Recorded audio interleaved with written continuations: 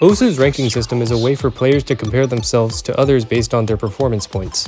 6-digit is where most of the community stands, consisting of people who play the game at all to casual players who don't care for working on their rank.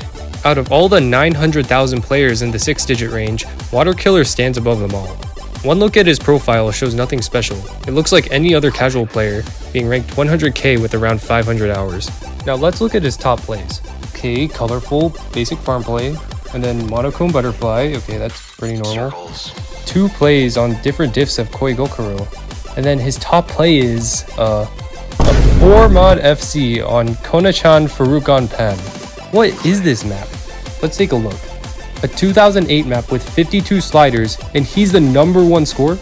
And he's the only 4-mod FC absolutely diffing top players. Okay, something special is going on here. Now looking at his most played maps gets a little bit weirder. His top 3 most played are thousands of attempts on 3 maps, which he has the #1 score on each. What is this? And it looks like these 3 maps have C-pool replays for them, so they must actually be good. We are going to look into these 3 maps and why each of these plays are impressive.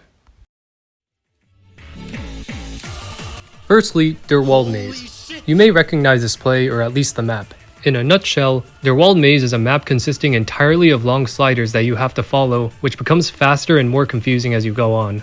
In November 2020, WaterKiller found this map, and he decided to grind for good scores on it. After 1,000 attempts, he was able to get a hidden flashlight SS.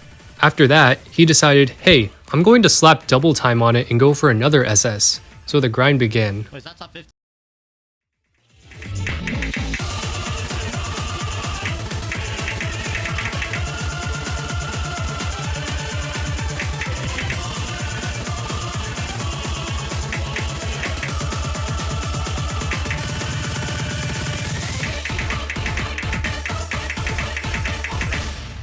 After 2,500 attempts, he would get a 5-100 full combo, which would give him the #1 spot on the leaderboard.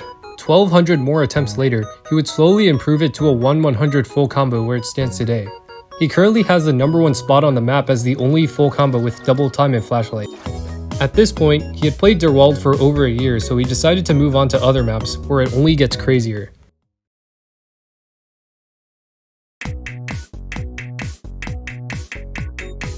His next project was Tanuki Chinoboken. This map was also mostly sliders, except this time they are shorter and much faster to keep up with. These sliders have to be the most cheesed ever in a single play, because he really looks like he is aiming at air. He went through a similar process with Der Wald, first playing hidden flashlight until he's comfortable with it, and this time he decided to 4-mod it. After 3,000 attempts, he was able to get an 8-100 full combo, which obviously wasn't enough for him. He kept grinding 4-mod, slowly getting higher and higher accuracy. Eventually, after 5,349 attempts, this happened.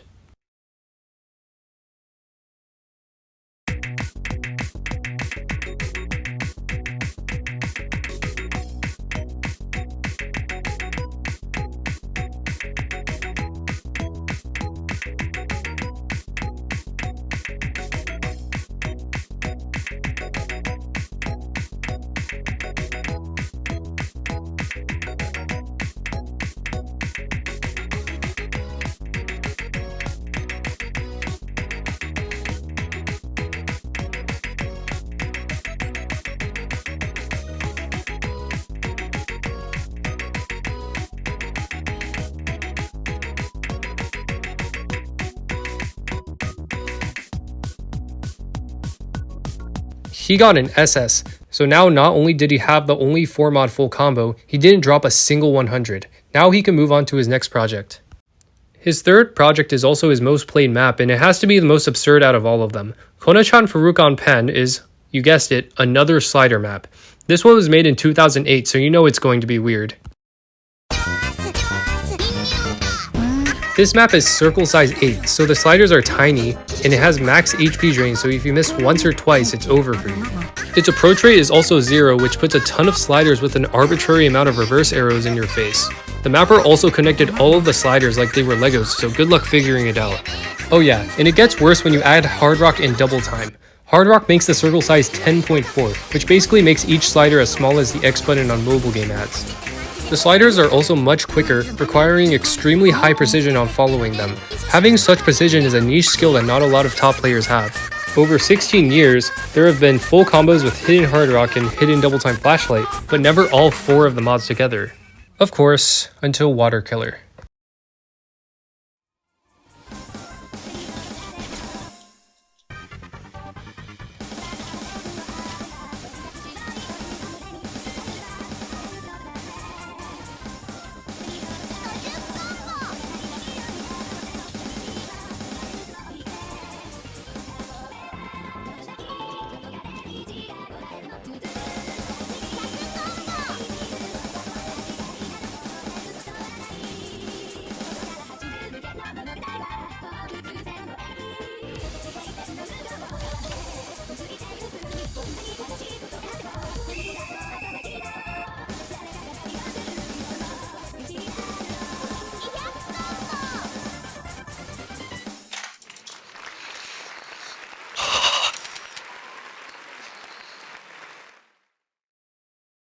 WaterKiller became the first player in 1.5 decades to full combo Kona-chan with 4 mods, sniping a 3 mod SS by XGon that dates back to 2014.